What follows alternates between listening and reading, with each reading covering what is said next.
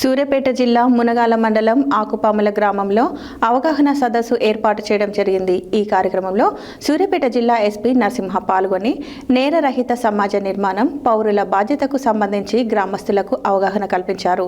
Binance, crypto currency లాంటి digital money మార్పిడిలో జాగ్రత్తలు పాటించాలని, అత్యాశకు వెళ్లి సైబర్ మోసగాళ్లకు చిక్కుకొని సైబర్ నేరాల్లో చిక్కుకోవద్దని హెచ్చరించారు. సూర్యాపేట జిల్లా మునగాల మండలం ఆకుపాముల గ్రామంలో అవగాహన సదస్సు ఏర్పాటు చేశారు. ఈ కార్యక్రమంలో సూర్యాపేట జిల్లా ఎస్పీ నరసింహ పాల్గొని నేరరహిత సమాజ నిర్మాణం, పౌరుల బాధ్యతకు సంబంధించి గ్రామస్తులకు అవగాహన కల్పించారు. బినాన్స్, క్రిప్టో కరెన్సీ లాంటి డిజిటల్ మనీ మార్పిడిలో జాగ్రత్తలు పాటించాలని, అత్యాశకు వెళ్లి సైబర్ మోసగాళ్లకు చిక్కుకొని సైబర్ నేరాల్లో చిక్కుకోవద్దని హెచ్చరించారు. డిజిటల్ కరెన్సీ మార్పిడి చేసే విషయంలో అధిక డబ్బు సంపాదించాలనే అత్యాశకు పోయి ఈ ప్రాంతంలో చాలామంది యువత సైబర్ మోసగాళ్ల ద్వారా డబ్బును పొంది సైబర్ నేరాల్లో చిక్కుకున్నారని తెలిపారు. ప్రస్తుత సమాజానికి డ్రగ్స్ అనే చీడపీడ పట్టిందని, ఈ డ్రగ్స్ నిర్మూలించకపోతే సమాజంలో నేర ప్రవృత్తి పెరుగుతుందని, పౌరులు డ్రగ్స్ మత్తుకు బానిసలై జీవితాన్ని అంధకారం చేసుకుంటున్నారని తెలిపారు. ఇలాంటి డ్రగ్స్ను మన సమాజం నుండి తొలగించాల్సిన బాధ్యత ప్రతి ఒక్కరిపై ఉందని చెప్పారు. తప్పులు చేసేవారిని సంస్కరించి నేరరహిత సమాజాన్ని నిర్మూలించాలని అన్నారు.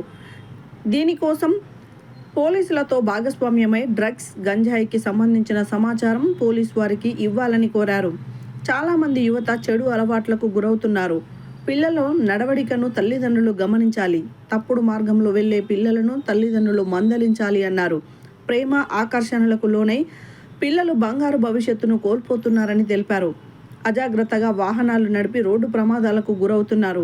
వాహనదారులు జాగ్రత్తలు పాటించాలి. తప్పుడు మార్గంలో వాహనాలు నడపవద్దు. రహదారులపై ఎక్కడ పడితే అక్కడ వాహనాలు నిలపవద్దు.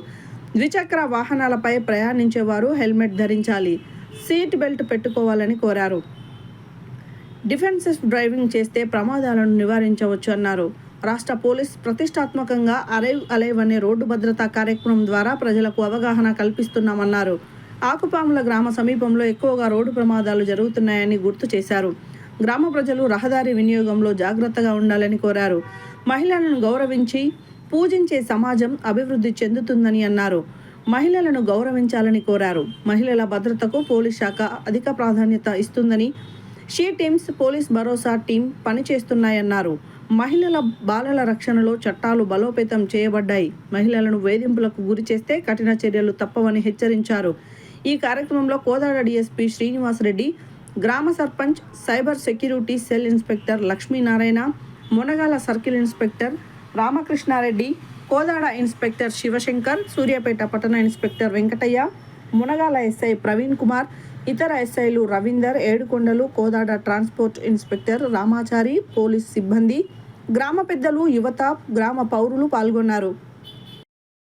నడిగూడెం మండలాలలో ఈ బినాన్స్ మీద చేసే అప్లికేషన్ మీద చేసే బిజినెస్ చేసే వాళ్ళు డైరెక్ట్ దొంగతోటి కాంటాక్ట్ అవుతున్నారు, సైబర్ దొంగతోటి. అందుకోసమే కేసులు అవుతున్నాయి. మనకు తెలుసు ఏది నిజాయితీతో కూడిన బిజినెస్, ఏది నిజాయితీ లేనటువంటి బిజినెస్. నిజాయితీతో కూడిన బిజినెస్ ని ఎవరు కూడా ఏమి తప్పు పట్టరు.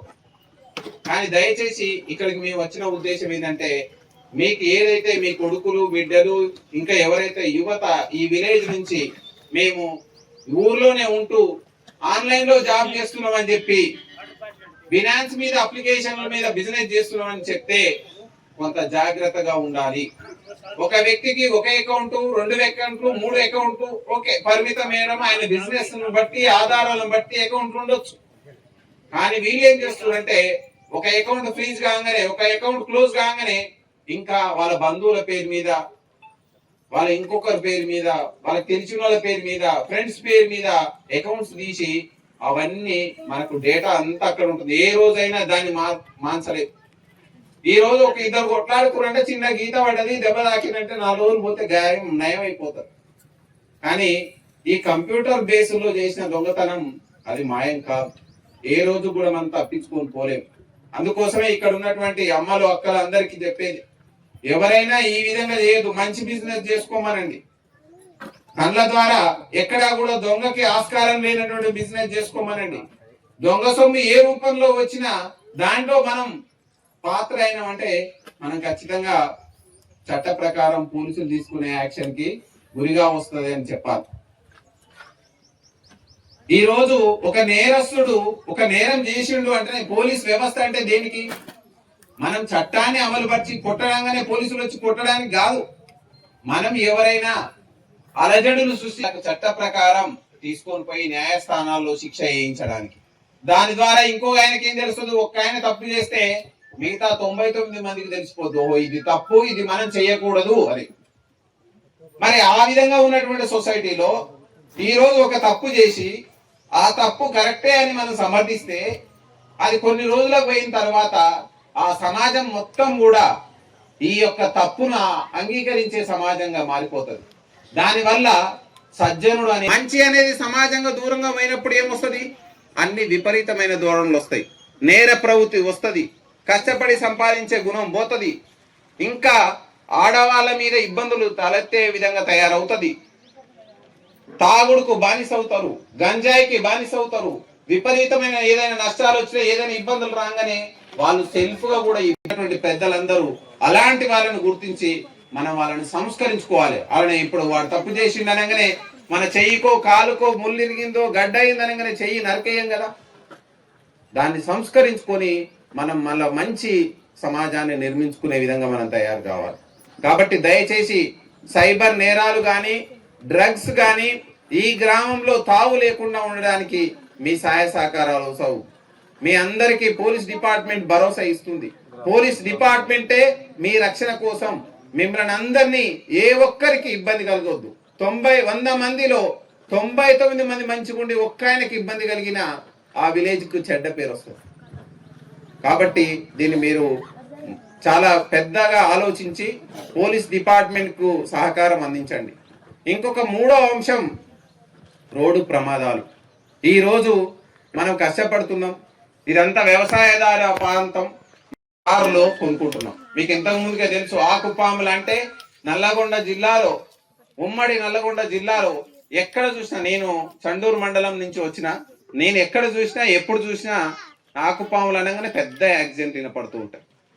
ఆకుపాముల స్టేజ్ దగ్గర యాక్సిడెంట్, ఆకుపాముల ఈ మొన్న కూడా ఇద్దరు స్విఫ్ట్ డిజైర్ వెహికల్లో ర్యాష్ గా డ్రైవింగ్ చేసి వాళ్ళు సెల్ఫ్ గానే వాళ్ళ నియంత్రణ వాళ్ళు కోల్పోయి ఆయనకి ఇచ్చిన వేగం కంటే ఎక్కువ ప్రయాణం చేసి జాగ్రత్తలు తీసుకోకపోవడం మూలంగా ఇద్దరు విలువైనటువంటి ప్రాణాలు పోయి. ఇక్కడ మీరందరూ కూడా ఒక్క ఇంట్లో ఒక వ్యక్తికి కాలు ఇరిగితే ఆ వ్యక్తి లేవలేకుంటే కష్టపడి పనిచేసే వ్యక్తి ఇబ్బందుల పాలైతే ఎంత ఇబ్బంది ఉంటుందో చూడండి. మరి అలాంటిది ఒక వ్యక్తి కనీసం దేవుడు ఇచ్చినట్లు 80 సంవత్సరాలు 100 సంవత్సరాలు బతికేటువంటి వ్యక్తి మధ్యలోనే వెళ్ళిపోతే ఆ కుటుంబం ఏమైపోతుంది? దయచేసి అందరూ ఎక్కడికి పోయినా, వ్యవసాయ పొలం పోయినా, మీరు పక్కూరికి పోయినా, ఎక్కడికి పోయినా హెల్మెట్ పెట్టండి. ముందర కూర్చునే వాళ్ళు కాదు, వెనక కూర్చున్న వాళ్ళు కూడా హెల్మెట్ పెట్టండి. ఏదైనా కార్లు ఉన్నటువంటి వ్యక్తులు స్తోమత ఉంటే ఖచ్చితంగా సీట్ బెల్ట్ పెట్టండి. ఖచ్చితంగా ప్రాణాలు దక్కుతాయి. సరే, మన కాలో చెయ్యో మనిషి కళ్ళ ముందరనే కనిపిస్తాడు, ప్రాణాలు దక్కించుకోవడానికి అవకాశం ఉంది. మీకు ఒక ఉదాహరణ చెప్తాను. మీకు ప్రతి సంవత్సరం మన తెలంగాణ రాష్ట్రంలో 7,500 మంది చనిపోతున్నారు. ఒక్క సూర్యాపేట జిల్లాలో హార్ట్ అటాకులు రావు, 200 కిడ్నీలు ఫెయిల్యూర్ కావు, 200 క్యాన్సర్లు రావు ఒక సంవత్సరంలో. కానీ అంతకంటే ఎక్కువ మంది రోడ్డు ప్రమాదాల్లో చనిపోతున్నారు. సరే, భగవంతుడు పుట్టించుండు, భగవంతుడే తీసుకపోతుండంటే సరే, ఆయన మనం కొంతకాలం ఇక్కడ జీవించి ఆయన యొక్క ఆయుష్ ఎంత ఉందో అంతవరకు వృద్ధాప్యం వచ్చిన తర్వాత వెళ్ళిపోతే ఏం కాదు, ఆయన కూడా తెలిసిపోద్ది నేను ఇవన్నీ